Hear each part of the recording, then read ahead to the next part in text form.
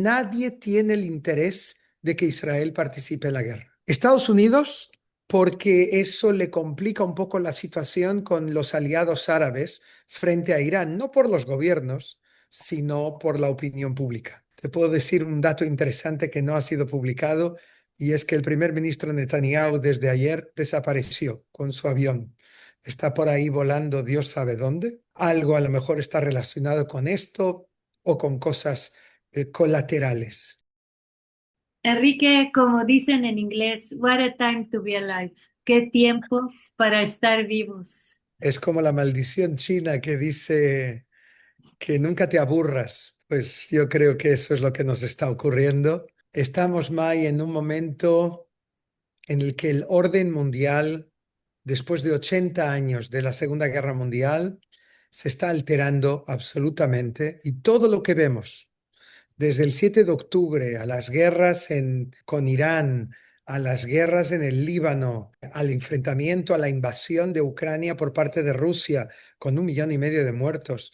Todo es parte de esa adulteración del orden mundial, el nuevo paradigma, yo diría, que hay en el mundo y que se está forjando, pero que aún no estamos allí. Pero todo esto es parte de esa historia y es una época intermedia complicada. Nos tocó ser testigos de muchas cosas. Nos sigue siendo posible ver todos esos desarrollos.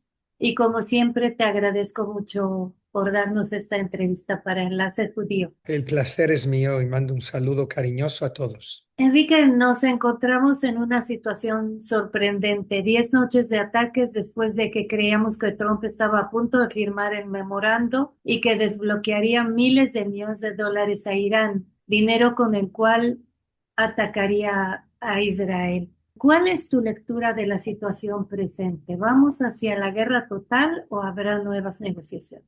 Mi brújula, como la tuya, está turbia. O sea, todo lo que yo te diga, yo creo que ni el propio Trump ni el propio Benjamin Netanyahu saben exactamente qué va a ocurrir. Lo que sí te puedo decir y los hechos que yo conozco, después de haber estado en el Golfo hace unos días y haberme reunido con gente que quizás sepa un pelín más que nosotros lo que está pasando. Luego de haber hablado con norteamericanos, te puedo decir que hay en este momento norteamericanos muy importantes, que están aquí en Israel. Te puedo decir que volví de Angola, donde estuve hablando en un foro internacional ayer de madrugada y que vi aviones americanos de abastecimiento, aviones en el aeropuerto de Ben Gurión, que habían ya dejado el país, han vuelto, y hay también aviones de combate que están entrando y que están llegando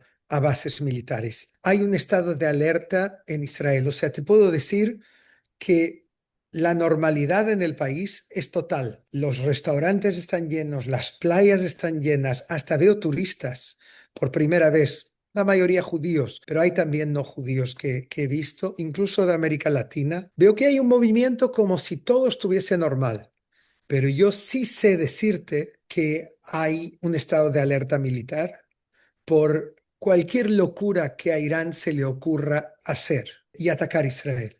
En este momento, a nadie tiene el interés de que Israel participe en la guerra. Estados Unidos, porque eso le complica un poco la situación con los aliados árabes frente a Irán, no por los gobiernos, sino por la opinión pública. Te puedo decir un dato interesante que no ha sido publicado y es que el primer ministro Netanyahu desde ayer desapareció con su avión. Está por ahí volando Dios sabe dónde. Algo a lo mejor está relacionado con esto o con cosas colaterales. En cualquier caso, ni Estados Unidos tiene interés, ni el mundo árabe tiene interés, porque le conviene de alguna forma, cara a su opinión pública, que Israel no participe en la medida en que ellos están siendo atacados todo el tiempo y ellos quieren ser parte el intento de abortar estos ataques. Piensa que solo Jordania tuvo en 9 días más de 50 misiles balísticos que han caído en el país. algunos de ellos frente a Eilat, frente a Israel, en Acaba. Se escucharon las explosiones, incluso llegaron a caer residuos porque Israel lanzó cúpula de hierro y cayeron residuos en Eilat, pero Israel no fue atacada hasta este momento. Sí lo fueron Bahrein, Kuwait, Arabia Saudita, Emiratos Árabes Unidos, decenas de veces. Entonces, ni los países árabes tienen interés en que Israel participe, ni Estados Unidos, y de alguna forma tampoco Israel tiene interés en participar. Pero hay algo más, es que tampoco Irán tiene interés que Israel participe en el ataque, porque eso significa tener 250 casas F-35, F-16, F-15, las 24 horas del día sobrevolando Irán. Y eso, créeme que no es muy agradable. Yo me imagino que ellos no tienen interés en eso. Pero hay un problema, May. Estamos tratando con unas guardias revolucionarias que en este momento son quien mandan en Irán. Sabemos que hay luchas internas, que hay gente que apoya un ataque contra Israel porque es un poco como en el proverbio del escorpión que tiene que que pinchar la rana y se ahoga, pero le da igual porque es su naturaleza.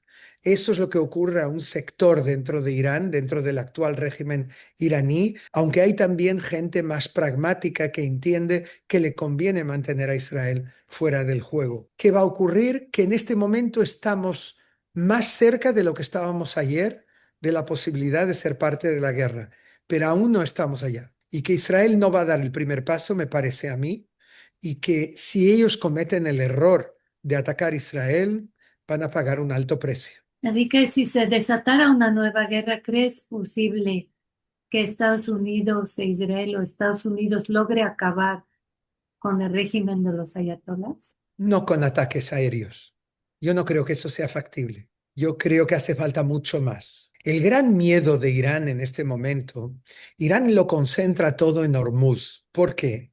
Porque sabe que es el talón de Aquiles de Occidente y de Estados Unidos.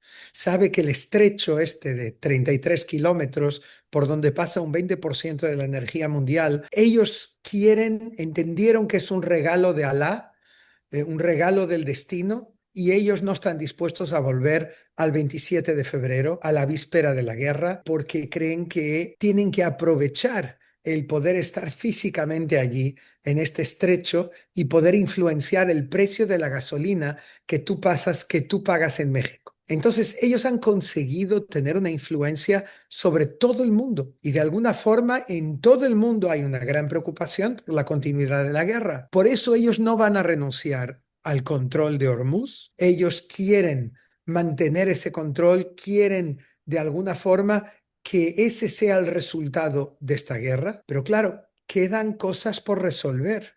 Lo más importante es el tema del uranio enriquecido. Sabemos que en el monte Makosh, que en este momento ha sido amenazado por Donald Trump, ese lugar ellos han intentado traer allí restos de centrifugas o quizás centrifugas enteras que sobrevivieron a los ataques norteamericanos e israelíes de la guerra de los 12 días y de la guerra de los 40 días. Se dice que allí ellos pueden estar escondiendo cosas que les pueden llevar a llegar a cruzar la línea de no retorno hacia el proyecto nuclear. Trump dice que va a bombardear con toda la fuerza ese lugar.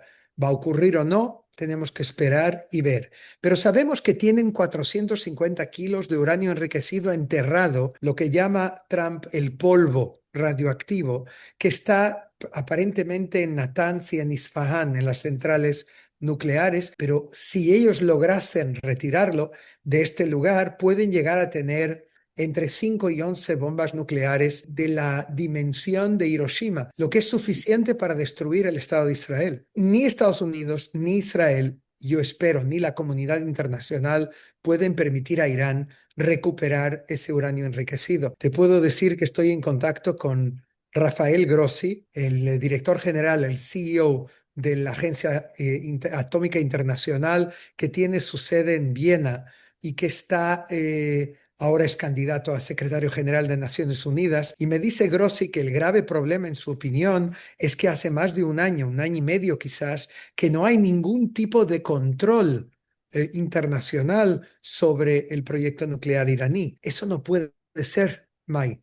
Hay que controlarlos porque si no nos podemos despertar uno de estos días con una muy mala noticia de que ellos ya tengan poder nuclear y ya allí hay poco que hacer. Ahora me preguntas, ¿es posible con ataques aéreos? Yo creo que no. Botas en el terreno, soldados en el terreno, ocupando quizás la isla de Harj por donde sale una parte importante de la energía mundial. Hay que acordarse que Irán es una potencia en petróleo y en gas, la tercera, la segunda respectivamente a nivel mundial, quizás la cuarta, la tercera, pero en cualquier caso es una potencia. No se les puede permitir que usen su poderío energético para lograr poder nuclear y para desarrollar misiles balísticos. ¿Lo vamos a resolver o no en los próximos meses? Ahora estamos después de los 250 años de Estados Unidos, estamos después del 80 aniversario de Donald Trump, estamos después del Mundial de Fútbol, pero empieza la campaña electoral para las elecciones intercalares en Estados Unidos, las elecciones intermedias, las midterm que van a ser en noviembre, pero la campaña empieza este mes o el mes que viene. Quiere decir que tampoco tiene Trump un tiempo eterno, sobre todo que está perdiendo gran parte de su popularidad. Hemos llegado a bajos brutales de 30% de popularidad del presidente de Estados Unidos. O sea que tampoco tiene aquí un crédito abierto y sabe que puede perder el Congreso y o el Senado, lo que sería problemático para él, aunque no trágico, pero problemático. Quiere decir que hay que tomar todo esto en cuenta y yo creo que Trump lo va a tomar en las decisiones que adopte. Pero si tiran una bomba nuclear sobre Israel, también Israel va a tirar una bomba nuclear sobre Irán. O sea, es el fin de ellos también. Yo ni quiero pensar en eso, ni quiero hablar de eso, porque no va a ocurrir. Israel no lo va a permitir, ningún gobierno de Israel lo va a permitir. Espero que tampoco Estados Unidos lo vaya a permitir. En cualquier caso, yo creo que ellos quieren el poder nuclear para varios objetivos. Uno, para conseguir lo que ellos sueñan con conseguir hace miles de años, y es la hegemonía sobre Oriente Medio. Ellos quieren mandar, en vez de Arabia Saudita y de Egipto, las potencias sunitas, que son quien en realidad tiene el poder en sus manos por una serie de motivos. Ellos creen que teniendo bombas nucleares, ellos no las van a usar porque saben que es un suicidio. El suicidio significa que Israel, y esto no es un secreto, así que te lo voy a decir, creo que mucha gente no lo sabe, pero Israel tiene lo que se llama el poder de respuesta. Israel tiene en el Golfo Pérsico, en el Mar Rojo, submarinos que según fuentes extranjeras están equipados con bombas nucleares que pueden destruir Irán en caso de que ellos ataquen Israel con una fuerza no convencional. Yo no creo que estemos ante una pesadilla nuclear. No creo, no quiero ni pensar en esa posibilidad. Pero lo que Israel no puede permitir es que un régimen como el iraní, que es un régimen que no esconde su intención de exterminar el Estado de Israel, tenga los medios para hacerlo. Ni Irán ni cualquier otro país de esta región, incluyendo Turquía. Por lo tanto, hay que hacer todo en la próxima generación para seguir evitándolo. Pero es muy, muy importante que Israel tenga un control de esa situación, pero al mismo tiempo tenemos que desarrollar el proceso diplomático con los países árabes de la región que tienen un interés, yo diría, similar al de Israel, porque ellos están siendo atacados por Irán y ellos también temen profundamente un Irán nuclear. En tu opinión, ¿fue un error del país persa atacarlos porque pasaron al lado de Estados Unidos e Israel? ¿O fue un acierto porque con eso presionan a Estados Unidos para detener la guerra? Desde su punto de vista, ellos no tienen tanto a perder, porque los ataques que sufrieron, Irán me refiero, los ataques que sufrieron de los países del Golfo han sido pequeños. Hubo ataques de Emiratos Árabes Unidos,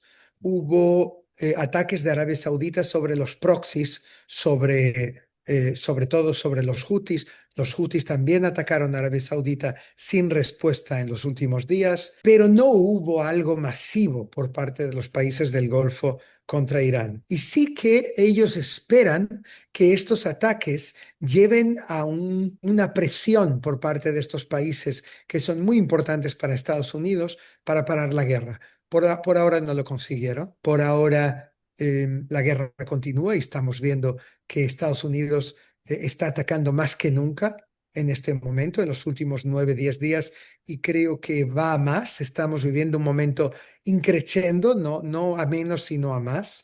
O sea que no lograron su objetivo, pero a la vez yo creo que están logrando un cambio de coaliciones en la región, que yo creo que van a tener una repercusión cuando se acabe la guerra entre el mapa geopolítico, quizás también en la relación con Israel. Enrique, se ha dicho mucho que Trump es un traidor por el memorando. ¿Tú qué opinas? Eso es una cosa absurda, hablar de traidor de un presidente que, a pesar de todo y a pesar de ciertas diferencias que él pueda tener con el primer ministro israelí, se ha preocupado por Israel. Yo he visto la cadena de ayuda que sigue llegando, de hecho, al país. Tanto lo vi con Biden al principio, después del 7 de octubre, el que fue definido como el último presidente sionista, pero yo creo que también Trump tiene una relación especial con el pueblo judío y con el Estado de Israel. En cualquier caso, es verdad que Trump sirve los intereses de Estados Unidos, lo que es legítimo.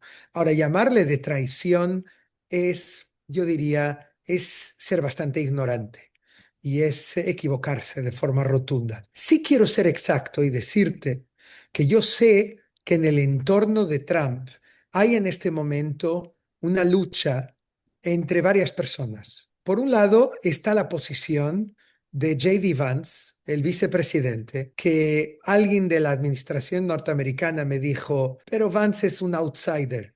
Él vino de Ohio y él tiene pinta muy poco dentro del entorno más próximo a Donald Trump. Si es así o no, a mí me es difícil juzgar desde aquí. Pero lo que no tengo duda es que el mayor aliado de Israel, desde que existe esta administración, es Marco Rubio, el secretario de Estado norteamericano, que de origen cubano, un hombre que está probando su proximidad a Israel, al pueblo judío, a la supervivencia del Estado de Israel y que va a ser candidato también como J.D. Vance a presidente de Estados Unidos. Lo único que puedo esperar es que sea él desde el punto de vista de Israel. Pero bueno, eso es una elección nuestra. Al mismo tiempo, sí quiero decirte que además de Vance, que cree que Israel se aprovecha demasiado de su relación estratégica con Estados Unidos y que no aporta gran cosa a Estados Unidos, están los dos asesores, que yo sé que uno de ellos está aquí, de incógnito en el país, Jared Kushner, por lo menos estaba ayer. Está también Steve Witkoff, que le están diciendo a Trump que el camino no es el que Marco Rubio está apoyando y Pete Hegseth, el secretario de la guerra también, que es atacar. Ellos creen que lo que hay que hacer es hacer un alto el fuego de 10 días, como piden Qatar y Pakistán, e intentar volver a la negociación, intentar resucitar el memorando de los 14 puntos. Por ahora Trump está oyendo más a Marco Rubio y a Pete Hegseth, está diciéndoles adelante. Él dice, los iraníes quieren hablar, pero no ha llegado el momento de hacerlo, o sea que Kushner y Witkoff están en minoría y J.D. Vance aún más, pero no hay duda que en el entorno de Trump hay una discusión muy seria en torno a esto. Y en medio de todo esto, Mai, en este momento, Trump estuvo reunido con el presidente del Líbano, con el general Joseph Aoun, y la prensa internacional casi no le da importancia, no le da atención a eso. Y yo te quiero decir que es una de las cosas más dramáticas que están ocurriendo en la región, positiva. Es este encuentro y es lo que está pasando con todos los problemas que hay, que Israel se está retirando de zonas piloto del sur del Líbano, siendo reemplazada por el ejército libanés. Hay problemas, hubo un soldado muerto libanés, ellos acusaron a Israel, pero te puedo decir que lo histórico, lo dramático, es que por la primera vez hay un presidente en el Líbano que es anti-Hezbollah, que los quiere desarmar, aunque no pueda aún hacerlo solo, los quiere desarmar, y hay un presidente que quiere un acuerdo de paz con Israel, un primer ministro también, el primer ministro Salam. Yo creo que eso es histórico. Yo espero que Israel no pierda esta oportunidad que puede no estar allí durante mucho tiempo. Hay una oportunidad realmente dramática de llegar a un acuerdo en los próximos tiempos, un acuerdo de paz entre Israel y el Líbano. La verdad que es muy valiente el presidente aún porque se está poniendo su vida en riesgo porque en cualquier momento Hezbollah no son niños de coro y lo pueden matar, ¿no? Si tú crees que, que desarmar a Hezbollah es siquiera posible y si no es posible, ¿por qué acepta Israel entrar a este juego? Porque tiene mucho a ganar. Yo creo que Hezbollah está debilitado. Yo creo que Irán está intentando, las guardias revolucionarias, Hezbollah es su hijo predilecto, está intentando enviarles dinero y armas a todo gas, todo lo que pueden. Lo que pasa es que en este momento, en el aeropuerto de Beirut, según la información que tengo, Hezbollah ya no está y Joseph aún no deja que entre por el aeropuerto de Beirut armas y dinero. Y yo creo que sin que se publique, Israel, Estados Unidos y Líbano y el gobierno libanés están controlando la frontera ahora por primera vez de forma seria entre Siria y el Líbano para impedir con el apoyo del gobierno sirio. No te olvides de esto. Hablamos mucho de que Jolani Ahmed Ashara, el presidente sirio, es un yihadista, etcétera, etcétera. Todo es verdad, pero era un yihadista cuando tenía 19 años y ahora ya tiene unos añitos más. Pasaron 2 décadas o más y él tiene otros intereses en este momento. Es verdad que él tiene una gran presión de Turquía y que alguien, Estados Unidos, Israel, el Líbano, tienen que hacer lo posible para que esta alianza que se está forjando con Turquía no llegue a buen fin y en cambio sí la llegue con Estados Unidos. Por eso es tan importante este diálogo que hay entre Trump y Ahmed Ashara, aunque a Israel le cause una úlcera. Pero a pesar de eso hay que pensar cuando estás en un mundo como este, en una realidad como esta.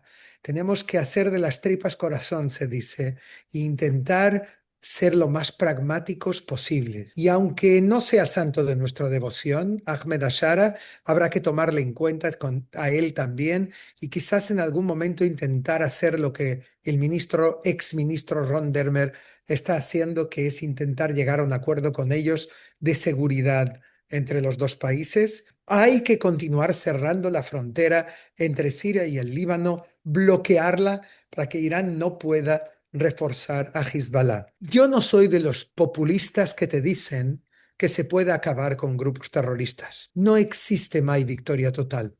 Yo lo vi en Irak cuando 85 países se organizaron encabezados por Estados Unidos para desarmar a Daesh y acabar con Daesh. ¿Y qué pasó? Vencieron a Daesh, pero ahora Daesh está volviendo a levantar cabeza. O sea, no se puede terminar con un grupo terrorista al 100%, se puede debilitar. Y si usas fuerza significativa, se puede debilitar significativamente, que es lo que Israel hizo con Hezbollah, que perdió un 85% de su arsenal de misiles, que vio como 4.000 hombres en la operación de los Vipers, de los Busca, fueron neutralizados. Todo esto muy importante, muy significativo, pero no tiene el gobierno libanés y el ejército libanés el poder suficiente para desarmar un grupo como Hezbollah, que es un ejército dentro del país, que es un estado dentro del estado, si quieres.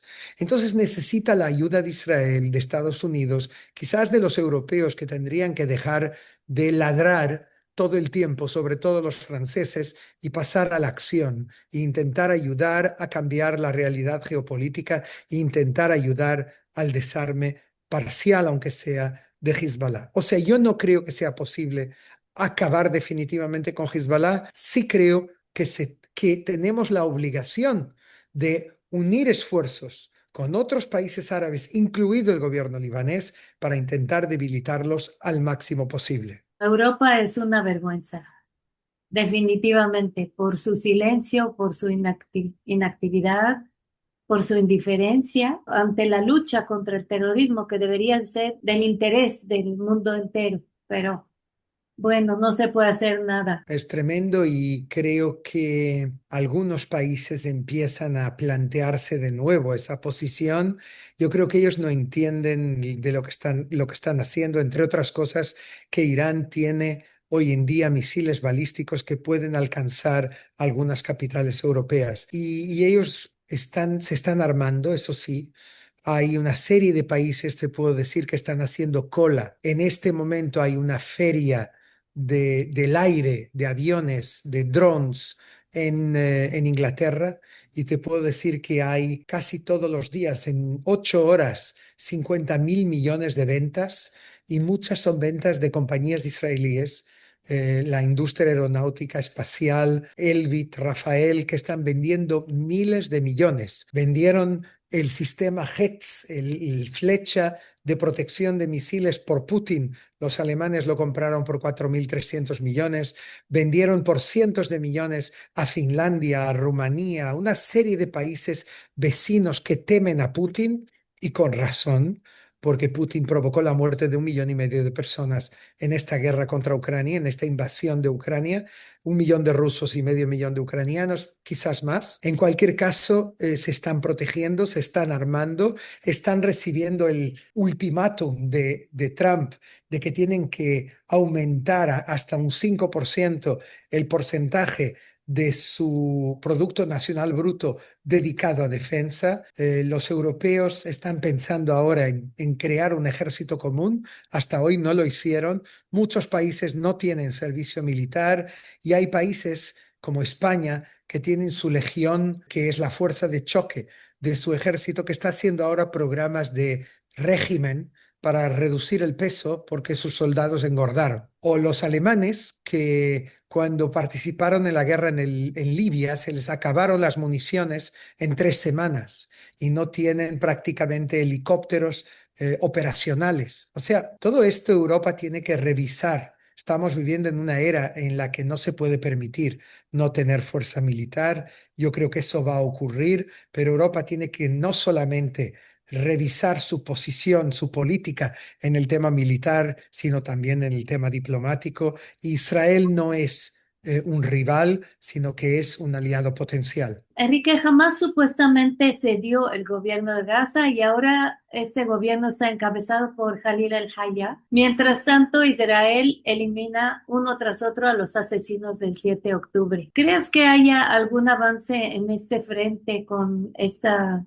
noticia de Hamas? Jalil el-Haya está en Qatar, pero es un pro-iraní. Es un hombre de Gaza, del brazo militar de Gaza, y él fue nombrado el nuevo líder, digamos, el sucesor de Yihya Sinwar. Él negoció con Kushner y con Witkoff en algún momento, cara a cara incluso. Aunque está en Qatar, yo creo que no va a durar mucho tiempo en Qatar, porque él representa las guardias revolucionarias iraníes. Ahora, el gobierno que va a entrar en Gaza, que el Board of Peace americano internacional va a traer a Gaza en los próximos meses, es un gobierno tecnocrático palestino vinculado a la autoridad palestina, aunque Netanyahu no lo reconozca públicamente. Pero yo he estado en Ramallah, he hablado sobre el primer ministro Ali Shat.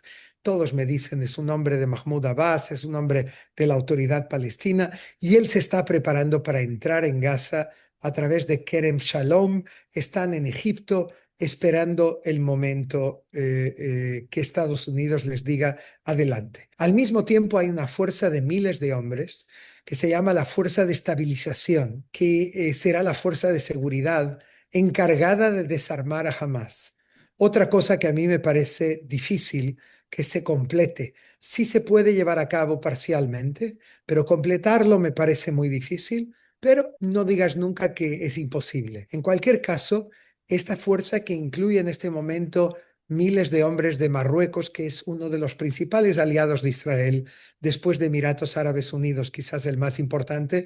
No se habla de Marruecos, pero Israel tiene presencia militar en Marruecos. Israel, en el cierre del Mediterráneo, conforme su relación con España es peor, más cercana es la relación con el país que está del otro lado del charco, como le llaman, del Mediterráneo. que es Marruecos, la relación con Marruecos es muy, muy profunda estratégicamente, económicamente, políticamente con el rey Mohammed VI. En cualquier caso, veremos soldados de Marruecos, soldados de Kazajstán, de Albania y de Kosovo. Luego probablemente van a entrar más soldados de otros países, entre ellos Indonesia, que es el país musulmán más grande. ¿Cuál será su mandato real? ¿Qué van a hacer realmente? Porque hoy por hoy Israel controla 60% de Gaza, pero un 40% está en las manos de Hamas. Entonces, ¿qué va a pasar allí? Yo te puedo decir que ya hay cosas que el Board of Peace está haciendo, que conozco muy en primera mano, entre ellas reconstruir la educación en Gaza. Y ya hay colegios que están funcionando con el nuevo plan escolar que ha sido escrito aquí, en Israel y en Siria, por equipos pedagógicos, que cambia toda la visión. Y sin cambiar la educación no tenemos ninguna posibilidad de poder progresar y de poder ir adelante. Netanyahu, después de ser halagado, aplaudido por sus victorias militares,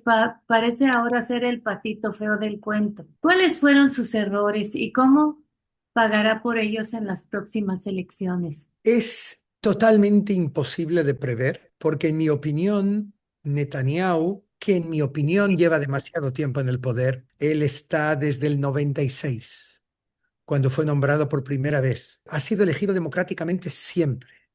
Y cuando me dicen, Netanyahu, Netanyahu en el mundo, yo contesto, Netanyahu es el único líder elegido democráticamente en todo Oriente Medio. Sin embargo, yo creo que el propio Netanyahu me lo reconoció, que un primer ministro no debe serlo más que 2 legislaturas, más que 8 años. Y él lleva ya 19 no consecutivos como primer ministro. Sin embargo, es el mejor político israelí.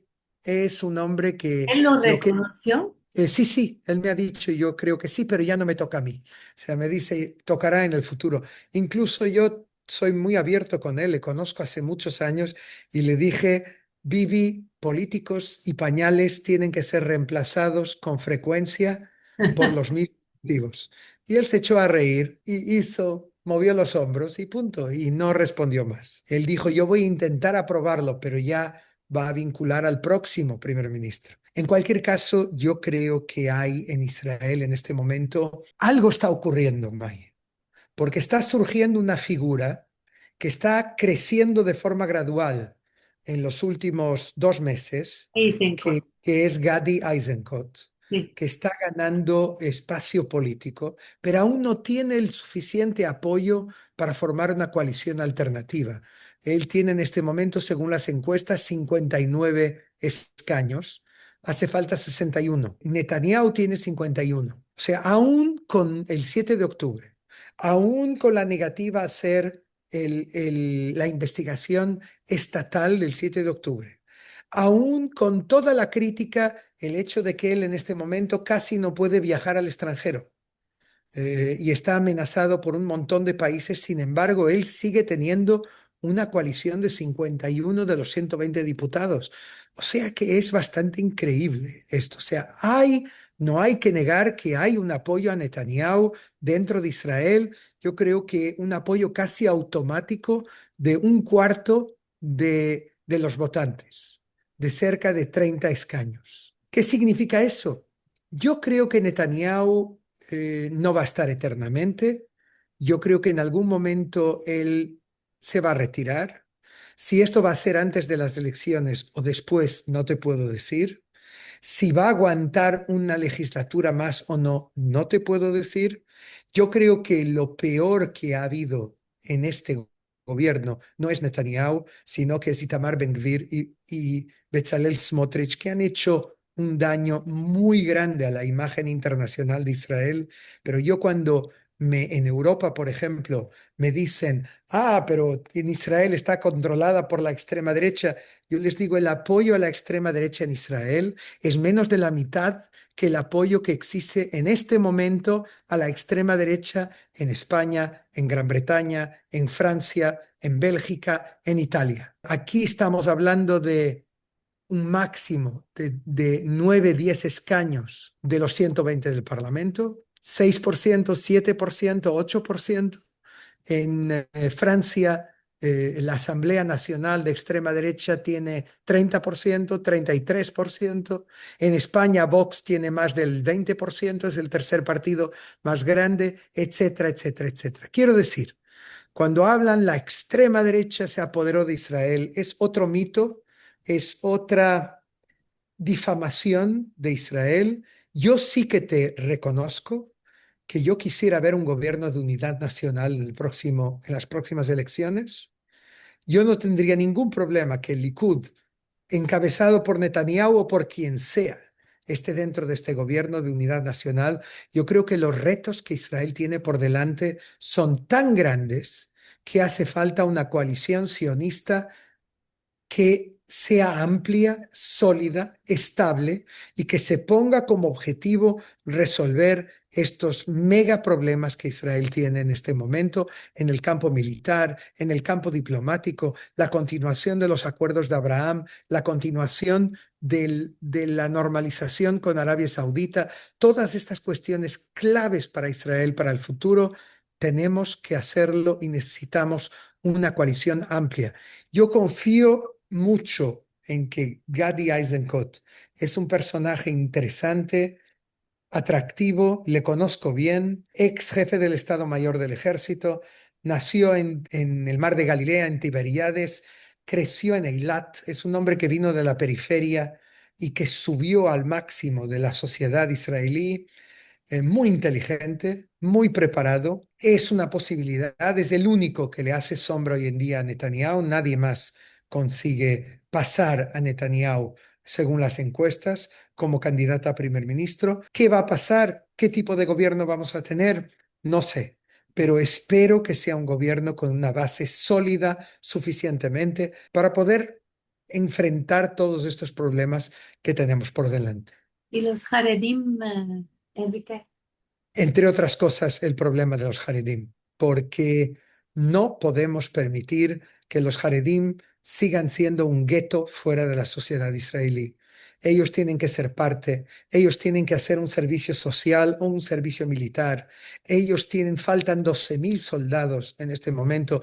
No puede ser que nuestros hijos el hijo de Gadi Eisenkot murió en Gaza en la guerra, Y su Gal, que sobrino también, sí. Zichrono Livraja, y sus dos sobrinos murieron en una misma semana. Esto no puede ser que un sector de la sociedad pague el precio más caro que existe en el mundo. No hay nada más caro que perder un hijo y que tener que hacer Kadish por tu hijo. Y esto yo he tenido amigos que he visto que tuvieron que hacerlo y te digo, me rompe el corazón. Y eso no puede ser que los Haredim queden de fuera de esto, pero tampoco puede ser que los Haredim queden fuera del mercado de trabajo, porque dentro de 10 años, 20 años, ellos serán un porcentaje aún más grande de la sociedad y no puede ser que ellos no paguen impuestos y que los laicos paguen impuestos por ellos. Es una sociedad que no puede subsistir así. Sé que hay que enseñarles matemática, que enseñarles inglés, hay que meterles en el mundo, como ocurre con los Haredim que viven fuera de Israel y que vayan y cumplan sus obligaciones y entren en el mercado de trabajo, pueden ir a la yeshiva, estudiar en la yeshiva por la tarde y durante la mañana y el principio de la tarde trabajar y suponer. Y vemos además que tienen gran capacidad. Yo veo las mujeres que son hoy en día el pilar, las mujeres Harediot, son el pilar de las compañías high-tech israelíes. Son los mejores analistas, funcionarios, programadores. O sea, si ellas pueden, ellos también pueden. Enrique, hablemos ahora de El Enigma Israel, tu más reciente libro. Fue publicado en Arete y será presentado en América Latina. Fue publicado en España y en Portugal. Hubo ya 6 o 7 ediciones. Fue libro del año, el más vendido, en parte porque la extrema izquierda me lo quemó delante del lugar de presentación del libro. ¿Cómo, Simplemente lo quemaron. Lo cómo lo quemaron, quemaron? me Hicieron amenazaron. una fogata y lo quemaron ahí. No, lo quemaron frente a las cámaras. Primero lo rompieron, luego lo quemaron y esto creó una reacción pública y el libro se vendieron decenas de miles de libros como O sea, resultado de te esto, hicieron un favor.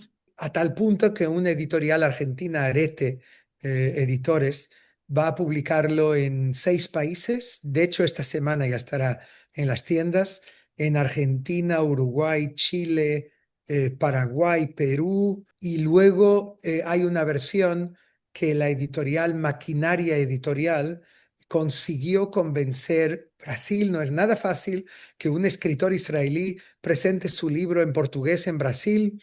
Es hoy en día casi un hecho. Ellos lo consiguieron, no fue mi mérito. Y voy a presentar el libro en la Bienal, que es la mayor feria del libro del mundo, en Sao Paulo a principios de septiembre. Y estaré en un tour por América Latina para esto. Y ojalá pueda hacerlo próximamente en México, porque es verdaderamente increíble que no haya presentado ninguno de... Presenté mi libro anterior en México, la verdad, pero este último no, y desde el 7 de octubre no he estado en México y sería para mí un privilegio poder hacerlo próximamente.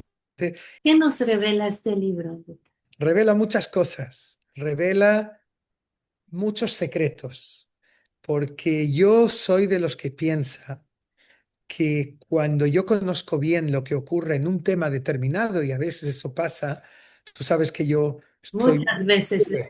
muy metido en los acuerdos de Abraham y en el vínculo con el mundo árabe, y cuando me entero de este tipo de cosas, veo que lo que se publica es la punta del iceberg, pero por debajo hay muchísimo. Y este libro revela parte de esas cosas que pude revelar.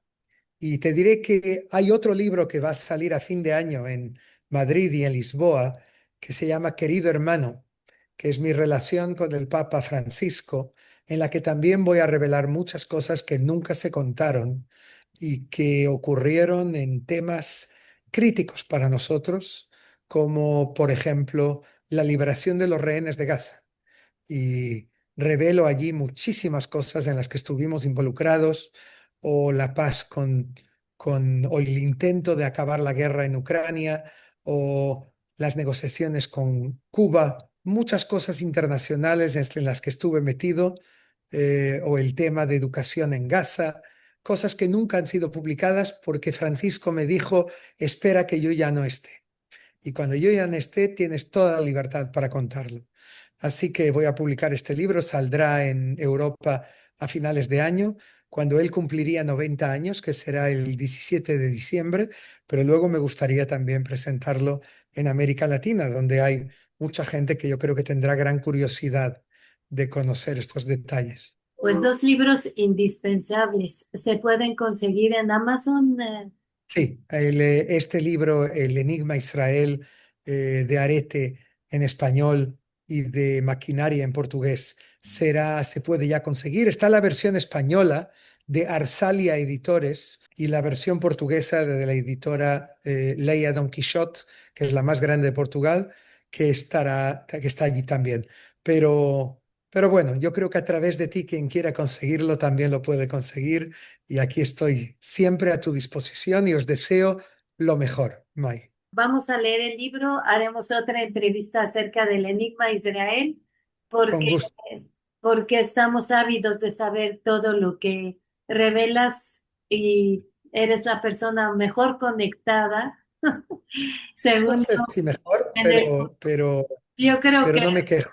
una de las mejores conectadas con el mundo árabe, aún no siendo de origen árabe, la verdad, lo cual no es poco decir. Y te Sí, agradecemos muchísimo esta entrevista, Enrique. a ti, Mai, hasta siempre. Y que tengamos buenas noticias finalmente. Amén, So, amén. decimos. Hasta Besos. pronto. Gracias.